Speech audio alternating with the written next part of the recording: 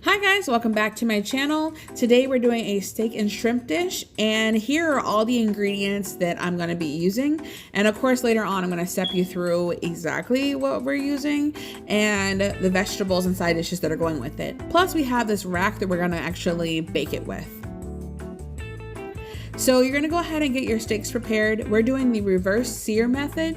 So I'm seasoning with cracked black pepper and sea salt. I'm doing the coarse sea salt instead of like fine granulated because I feel like it gives it a better crust in the oven.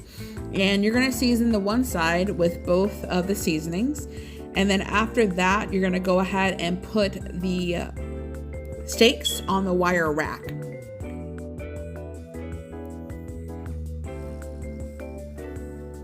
So nice and gently. This rack I got from the Dollar Tree, and I knew I would need it one day, and today is the day.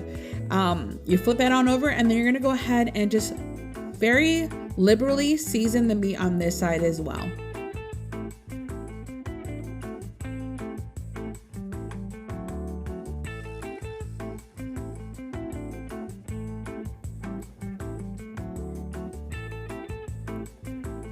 Now we have the oven preheat to 250 degrees, and we're gonna cook those for about 45 minutes. Now while all that's going down, we're gonna go ahead and prep the side dishes. So I did some sweet potatoes thinly sliced. Since the oven was already being preoccupied with the steak, I figured slicing them and then pan frying them would be really nice. And I got this idea from a website. I'm actually linking the website in the description box down below so you can kind of see where I got it from. It was pretty brilliant, and I want to say thank you. I coated it with a little bit of olive oil and I let it set until I was ready to actually cook it. When you're seasoning it, you're going to season it in the pan. Now we're gonna go ahead and get the shrimp ready. I did about 2 tablespoons of butter, give or take. And then we did some garlic. I wanna say about 2 tablespoons as well for that, because this is gonna be definitely very garlicky, but it goes really well with the shrimp though. We're gonna sprinkle on some Old Bay, and then we're gonna sprinkle on some paprika and black pepper. Now, I'm gonna give some rough estimates down in the description box below, but if you are like me, you can season with your eye, season to your taste. I just wanna say, do the shrimp on one layer and then season until you see it's coated with the Old Bay, especially.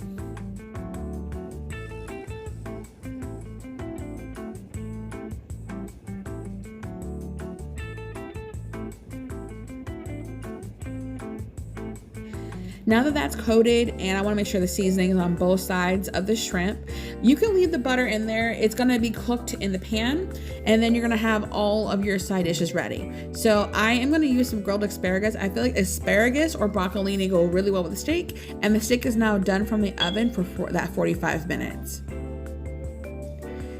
I'm going to take some rosemary and some butter and some garlic in the pan.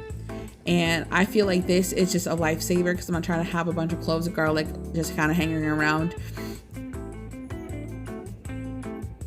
I did the pan for cooking on medium heat. And then we're gonna go ahead and put the butter in the pan and swirl that around. So everyone always has their favorite burner. This one is mine to getting something up to temp really fast. I swirl the butter in, and then we're gonna let the rest do this magic. Oh, I also forgot to mention it's salted butter. Salted butter.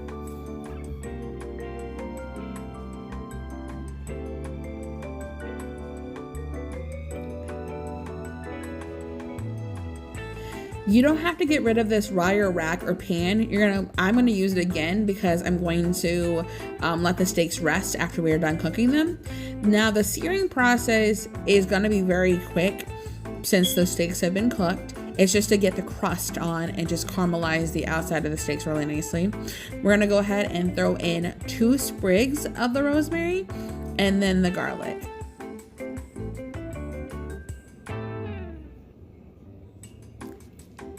We did about a teaspoon of the garlic. I didn't want to do too much since we're having the shrimp, but we're going to say that, for example, this recipe, you're not doing the shrimp. This is still enough garlic that's going to just be flavorful, sorry, not flavorsome, with the steak. If you also notice that your rosemary is starting to get burned really fast because of how high the pan is on, you're gonna go ahead and baste your butter and garlic blend onto your steak, and then you can put the rosemary on the top of the steak to just facilitate and making sure that it doesn't get overcooked, because I'm gonna use this rosemary for both steaks, so I'm gonna keep an eye on the rosemary so that it doesn't get burned to the point where it becomes bitter over being complementary to the steak.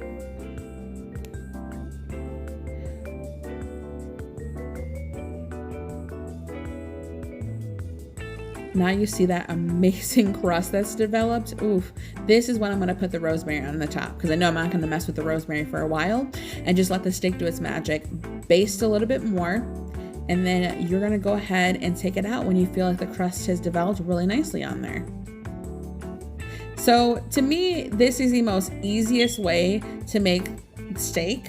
I feel like it's a very controlled environment, and where you can cook it to about medium rare, depending on how you like it. If you're cooking it well done, you might as well just go ahead and put that back in the oven for a little bit longer when you do the 250 method, and let it cook like maybe even 10 to 15 minutes longer.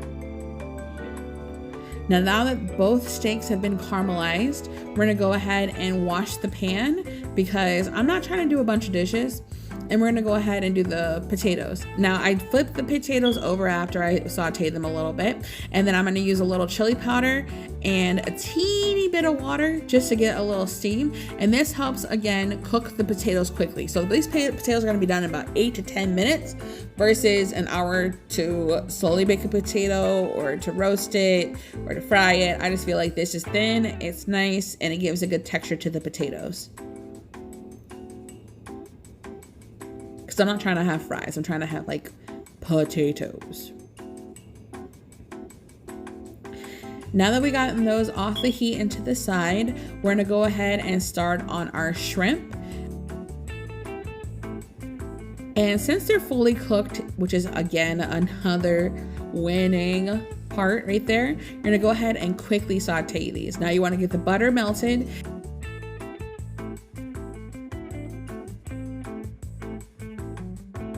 Now that we're getting the butter just really caramelized and brown, you want to take a little bit of the juice off of it. You can save the juice for later and reserve the liquid, but I'm going to take a little bit of the butter off so that we can get it down to a thick consistency, and we're going to burn off the milk fats. So as you see, it's starting to brown a little bit, and give it a nice caramelization and give that shrimp that beautiful, excellent color. Do you see how that is? And we're gonna go ahead and set the shrimp to the side so then we can finish plating and getting the rest of our side dishes cooked. So the grill has the asparagus. I use a George Foreman grill because it just makes more sense. And now that the steak has been resting, we're gonna go ahead and slice it. Slice a little bit on the diagonal because I wanna be a little fancy. And then I want to show you how the meat turned out in the middle. So it's a nice amount of pink. It's not crazy. It's not fully cooked because we want it to have a nice buttery texture to it. But it's medium rare.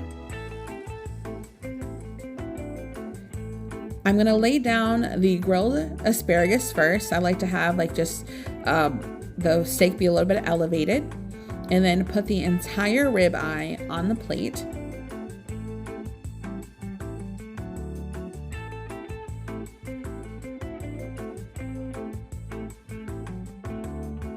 And on a couple of the pieces right there. We're gonna put about 6 to 7 pieces of the shrimp on the plate as well. So now that I got the steak on there, I'm gonna go ahead and call my husband on over, because this dish I make every now and again as our special treat. So I do it a lot for our anniversaries, but I feel like, you know, this time let's do something a little special just because. So got the nice grilled shrimp on there with the seasoning, steak cooked perfectly the way I like it, and gonna enjoy this. So comment in the description box down below what one of your favorite go-to comfort meals is. This is definitely mine and my husband's combined together. See you in the next video. Thank you for stopping by and watching this video. If you haven't seen the previous video, go ahead and click on the box next to me. If you haven't already subscribed and this is your first time to the channel, the little logo down there, you go ahead and click on that and you're a part of the team. Now, see you in the next video. Bye!